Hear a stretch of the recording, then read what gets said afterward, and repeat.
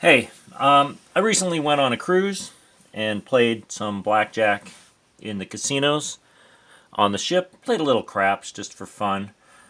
And, while I was there, I really thought a lot about what I've been doing on this channel, the videos and the different betting systems, and also watching other players a lot. So, I had some thoughts I wanted to share. Wouldn't really call this like rules for casual players. This wouldn't really be directed at anyone who would consider themselves to be a pro. This is really more for a casual player. I consider myself a casual player. I used to go to the casinos a lot more. Just the way things are now, I'm not able to go a lot. I just don't have the time. So these are just tips or advice or things I would like to see other players do or not do. Just and as usual, these are suggestions. It's your money, it's your time. Spend it the way you want. But I just think that these are some things that might help people maybe have a better time and maybe save them a little bit of money. Okay. I have it over here on my computer. I'm just going to read it, but I'm going to try to splash the main ideas across the screen. Okay, so I'm just goofing off with the cards. All right. So number one, don't gamble. Don't gamble. You know, gamble first. Shouldn't really even be going to the casino. It's a losing proposition in the first place. Again, pros, etc. Don't get annoyed with me there. I'm talking about your average casual casino visitor. And don't gamble. To gamble is to take an unnecessary risk. So what should you do? You should play the game to minimize your risk. Okay, and an example of that, something that I saw this one guy doing, a few other people doing, and when you're for those of you who haven't been on a cruise, you see the same players frequently because you're all on the boat for like a week. It's a lot different than going to the Strip or Atlantic City or something like that, where everybody's pretty much a stranger. Not that you really know these people, but you see them, 3 or 4 days in a row. The regular players, there's other players that come in and come and go, but there's definitely a core group of people, and maybe you're one of them. Okay, so so what I'll see is most of the tables seem to be about a $10 minimum right now. That's the low table. And so you see someone playing a $10 table, and they're not a very good player, maybe, and then all of a sudden they'll put out a $200, $300 bet out of nowhere. And you were thinking, well, that might make sense in maybe some card counting scenario. These people aren't card counters. This table that I'm thinking about in particular was a continuous shuffle machine. You're not going to be card counting on that. It's not even possible. So this guy, he puts out a, I don't know, $250, $300 bet, having been playing mostly $10 and $15 hands. He won, okay? And I think he actually kind of had pushed all in. And he won. And suddenly he's like a hero. And, oh, wow, what a great call that was. How did you know that was the hand to push all in on? Well, he didn't. He got lucky. And so, while that may have set him up well, what if he lost that? He's sitting there playing $10 and $15 hands, makes a $200+ bet.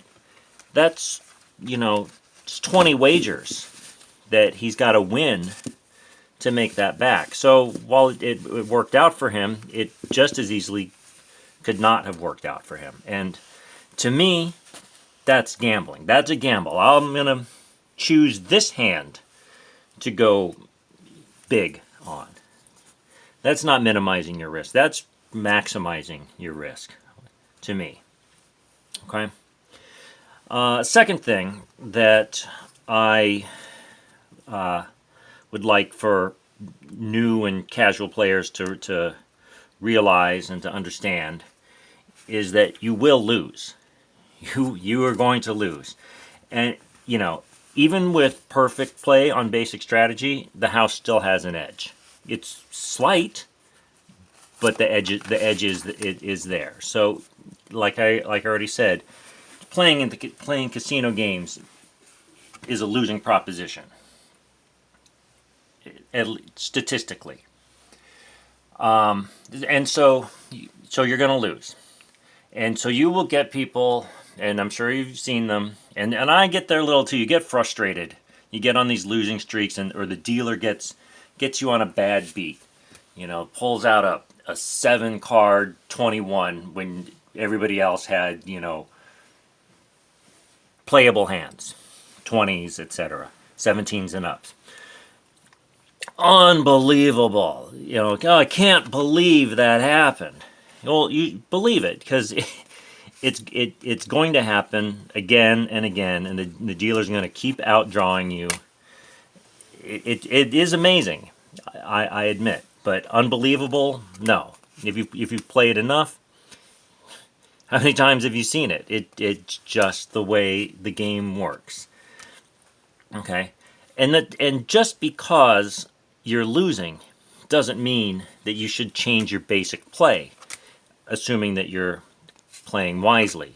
There was a guy sitting next to me, and I was like, whatever. I was doubling down on a 9 to a 5 or a 6 or something, and he says to me, "Oh, I've been losing on 9s all day, the whole trip. You know, day after day, losing on 9. So I'm not gonna double down on 9s even to a 6 just because I'm gonna keep losing." Really? Because you're really gonna keep losing.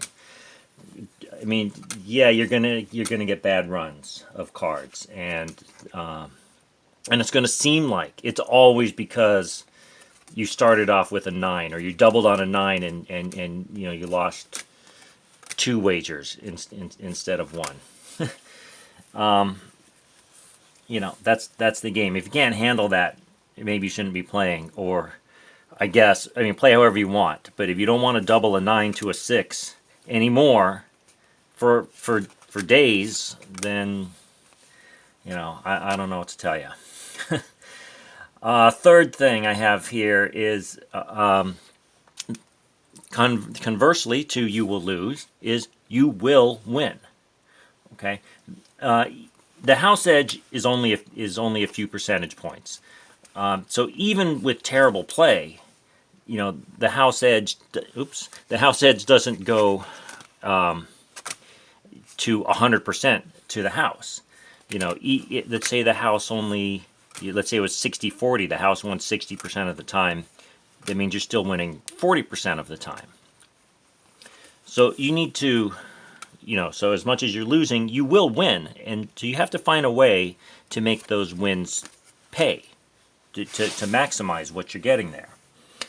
And so, you know, and even when you are going down and you're down in the hole, again, statistically, at least, you should revert to the mean. You should get back close to zero. Hopefully you'll get back some of it. And I think the trick is to be smart about how you try to get there. I don't think it means trying to make, you know, like the guy I was talking about in the earlier reference, you know, a $200 and some bet when you've been making $10 and $15 bets. But instead, just, you know, plod along. That's the way blackjack kind of goes. It's not a lottery kind of game. It's really a grinding kind of game, in my experience. Okay. Fourth thing, bring the book. You all know what I mean by the book, the card, basic strategy. You know, people call it different things.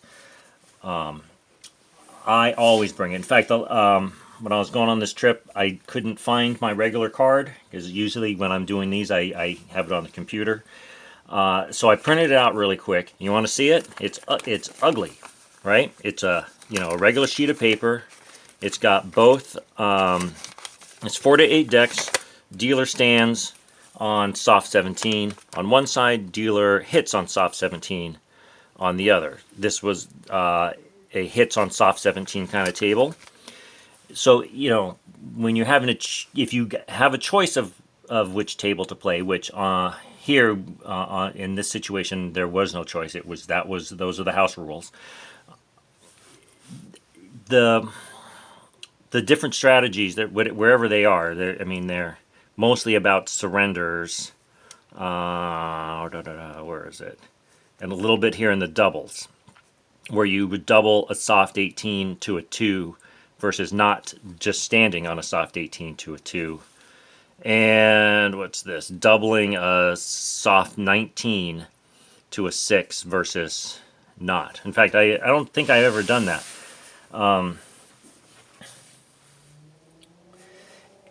I probably didn't reference the card because I'm used to playing dealer stands on soft 17, so you just soft 9. So soft 19, you just leave it alone. I maybe didn't even notice that. Okay, so anyways, I have the card, and I have it folded up like this, and I don't usually have to check this part, or I do, so I just have it like this. I didn't need the legend. Okay, so and I just what am I at? I just keep it in my pocket. I don't make too big of a deal out of it, but if there are times, and I'm sure when you watch my my videos, where I kind of forget, obviously, especially with the softs, right? So pull it out and look. Don't be ashamed. It's okay. In fact, people will eventually ask you what the book says, and you can tell them what it says, so that's why it's good to have it. So many people think they know the book, and they just don't. They give you all kinds of wrong information. On this trip, one of my favorites that I got was never hit a 2 or a 12. Never hit a 12 at a full table.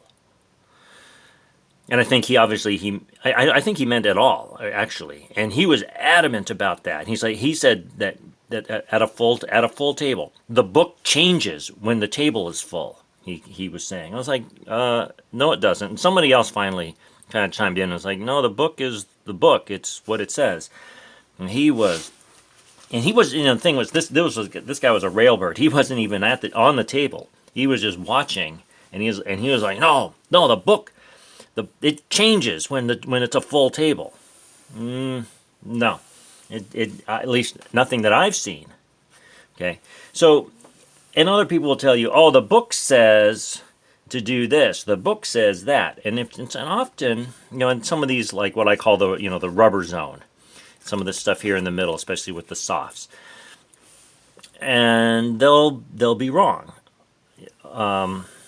Or they won't believe it. And in fact, the dealers could not believe that this book, this card, which I get from the Wizard of Odds, actually says to double down all 11s, even to an ace. And they have this one dealer. She had a card on her lanyard, and it was not a hit on 11 to an ace. Now, I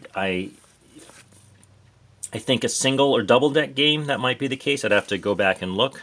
Actually, no. On dealer stands, you don't. But on dealer hits, you do. So maybe she had a different. Maybe she had the dealer stands on soft 17 card that she was checking. But whatever. There are slightly. Math is math. So why there are different strategies, basic strategies out there, I'm not sure. So find the one that choose the one that you agree with. I follow the Wizard of Odds. Why do I trust him? I guess because he's been doing it for a while. if that's any reason. If you want to follow somebody else's basic strategy, that's fine. That's up to you. But anyways, so take it and then use it. Don't be that guy I was talking about before who was like, oh, I don't feel like it doubling to a 9 to a 6 anymore because I keep losing on it. Don't do that. Bring the card, bring the book, and follow it. Use it. Okay? All right. That's probably my biggest thing is that that people really don't know the card. They really don't. I know it. I understand it, but I can for whatever reason I can never fully remember some of this stuff, and I'm not ashamed. I pull it out and I look at it. Okay, and nobody ever says anything. Plus, when you do, and people don't like the result, you go, well, I was just playing by the book. But if you start hitting, let's say the book says, obviously the book says to stand on a 12 to a 6. But let's say you start hitting on it because you feel like you know something. And you start taking the 10s or even the 7s, whatever, and dealer has 16 and you start taking the dealer bus cards, people are going to get annoyed with you. And they should, I think. But if you're, standing on a 12 to a 6, nobody will ever say anything about that, or other somewhat questionable, what other people to be considered to be questionable moves or plays. You can go, well, I did what the book says. Nobody faults you for playing by the book. It's like buying IBM in the stock market. Nobody faults you for buying IBM. Maybe now, but that's kind of in the past. That it's like, well, you can't go. I bought Apple or I bought Amazon. I can't go wrong with that, right? Okay. So moving on. I'm going to keep this here. Remind you, take the damn card. Use it. Okay, number 5. Don't pretend. Okay. You're probably not a pro. If you are truly a pro, then you know who you are, and this video is not really for you. I already said that. And you are probably not actually counting cards. Obviously, in an automatic or a continuous shuffle game, you count all you want. Doesn't matter. Even in a shoe game, you're not really counting cards. You might think that you saw a lot of aces come. You might think that you saw all the 10s. All the 10s. How many 10s are there in a six deck shoe?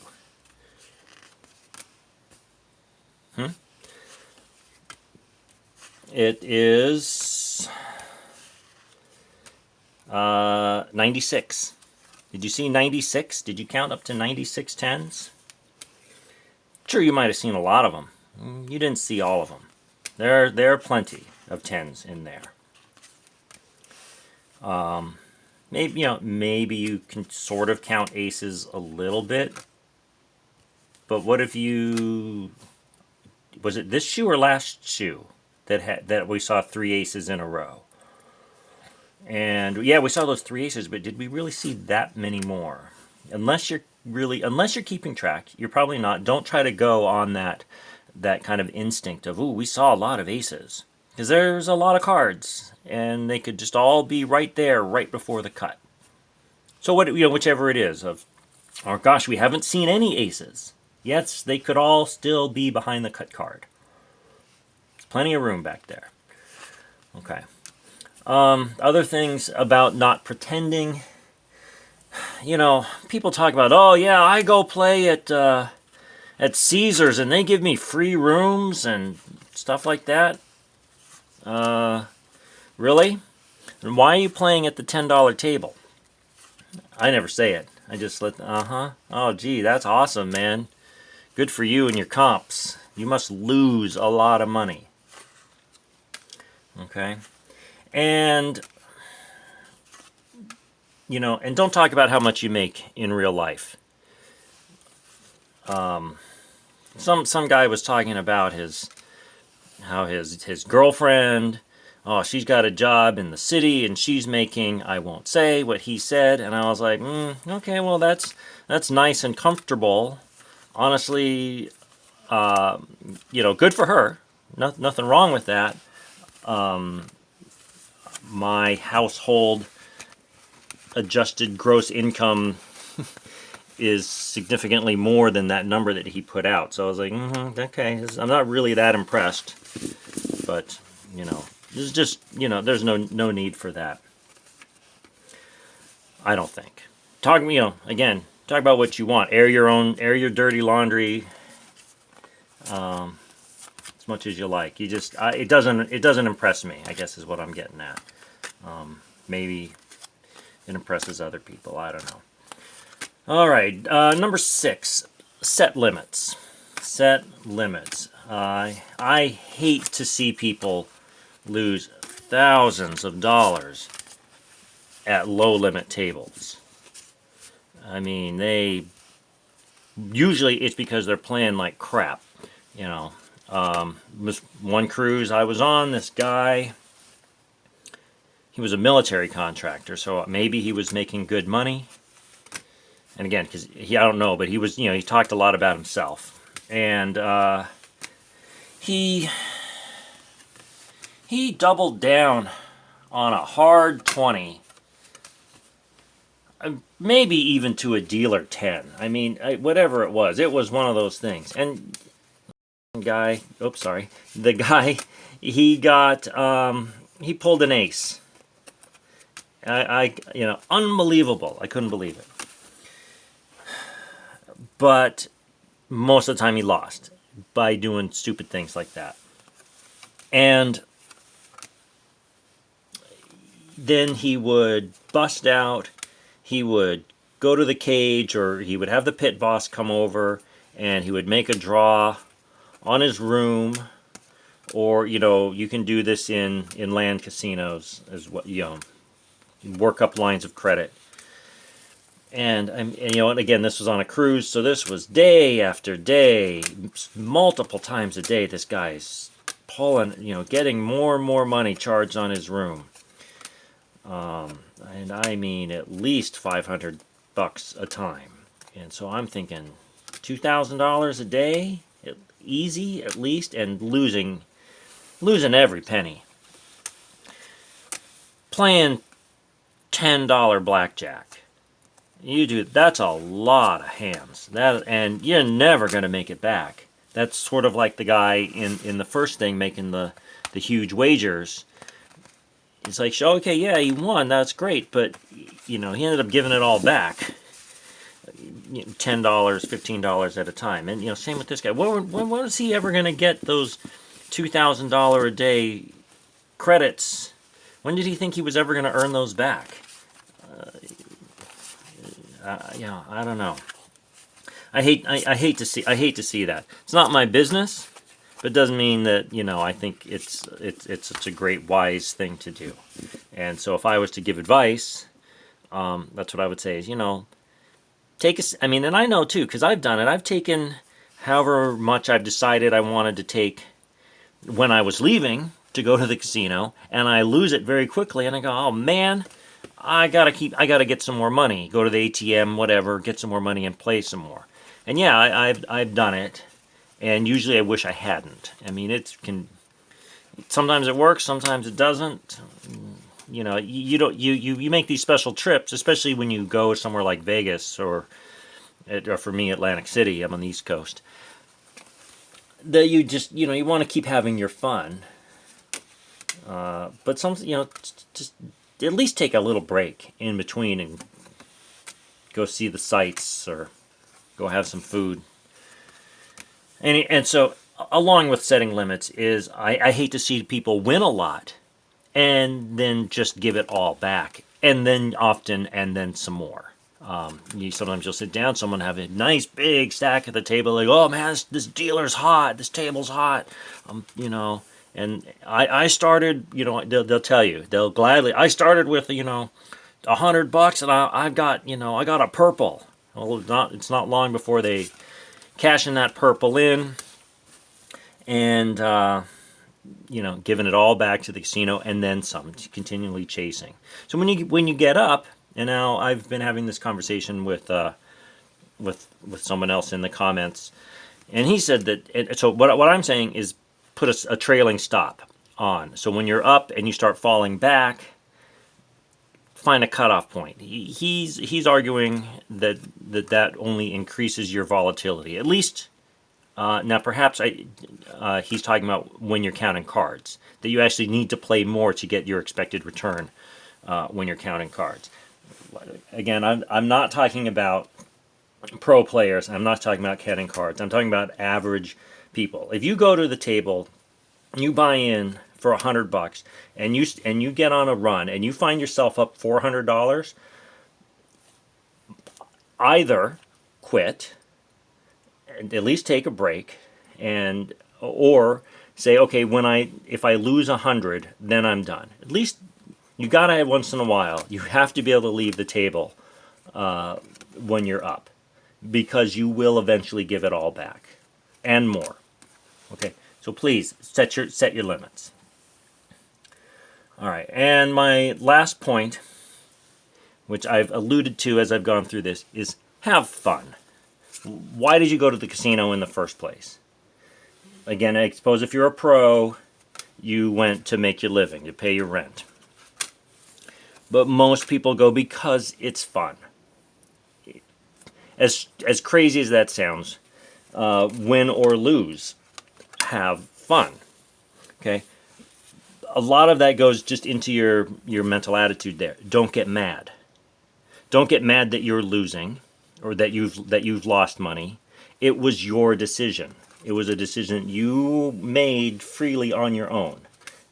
You can be upset with yourself, and you can be disappointed that you lost some money. But don't get mad. And part of that also is you shouldn't be playing with money that you can't afford to lose. That's one of the most basic tenets about all of this. I've never gambled. Let me correct myself. Going back to my first point, I have never played with money I could not afford to lose. I didn't like losing it, not at all. I never got mad. I never blamed the dealer. Don't blame the dealer. Okay, I've said that before. The dealer is most likely someone who became a dealer because they like to play. They usually all play something. Maybe they're a poker player, but they're dealing blackjack, or a lot of them like Let It Ride, but they're right now they're at the roulette table. It depends. In land casinos you'll get more specialty. On a cruise, they move around a lot. You got to know all the games, or at least more than one. Oh, 8 of spades. So don't get mad. At the same time, if you're a casual player, maybe this is harder to do as a pro. I don't know. I'm not a pro. But talk to people. Talk to the other people at the table. Talk to the dealer. Be social. It's a social place, a casino. Something like blackjack, you're all kind of working together for a common goal. Okay, it works a little bit. It's at least a little more enjoyable and more along the lines of having fun if you talk to people a little bit. You don't have to tell them how much you make in real life or how much your girlfriend makes. But you can have fun. Usually, I have found people in casinos, generally, the majority, to be actually pretty nice and at least fun to be around for a few hours. Doesn't mean I want to, invite them over for Christmas or Thanksgiving, but, for our time here together now, let's find some camaraderie and let's work together and let's beat this dealer, okay? And talk to the dealer. Like I said, they're people too. They usually like to play something. That's why they became dealers. And laugh. So have a good time. If you have to have a few drinks, that's your business. Have a few drinks. I don't usually. I like to do my drinking when I do my drinking, and I like to play when I'm playing. And get excited. when the whole table wins, it's okay to whoop and holler. It's a little bit rare at blackjack tables, but especially on something like maybe on a cruise ship, when people kind of get to know each other the littlest bit. They'll get a little bit louder. They don't certainly match the craps tables for excitement, but you can high five, you can have fun like that, and that's that. Okay, so don't gamble. You will lose. You will win. Bring the book and use it. Don't pretend. Set some limits and have fun. And as Forrest Gump says, that's about all I have to say about that. Anyways, I hope you enjoyed getting some of the next series ready, working on a lot of improvements. I hope you'll like them. Waiting on YouTube to approve my monetization status. That would be nice. And please like and subscribe. See you soon. Okay, thanks. Bye.